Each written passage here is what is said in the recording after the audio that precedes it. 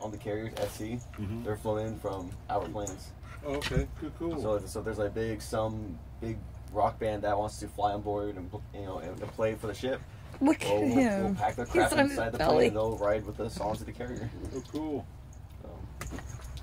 And so we get to meet like all the celebrities at the airport. You know, I figured I probably knew that, but every time I'd see it on TV, it would be, I don't know if they're out at sea or if they're in port and everybody came out there on a shore boat. Oh yeah. No, most of them they're flown out like. Get her, camper. I don't remember what his name is.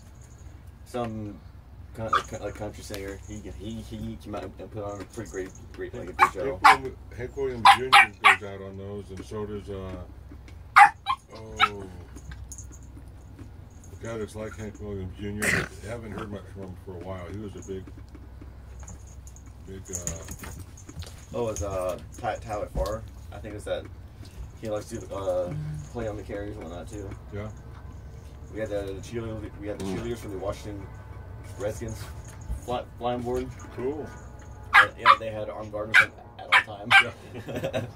Guys falling around with 2,500 guys and 28 girls. 5,000 morning guys. There's armed. They have an armed detail.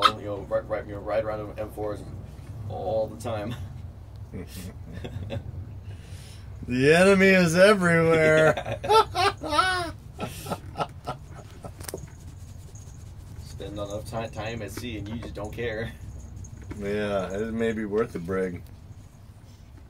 Yeah, the brig. Yeah, they'll do the. Yeah, we still do the whole bread and water for 3 days. It's still a thing. Oh, is it? No kidding. Yep. Because when I was a kid, there was the whole thing. Oh, you're gonna go to prison. All you have is bread and water. Go to jail. Okay. Yeah. Bread and water. Oh no, is that right? No orange juice? No, just bread and water. Then as I got older.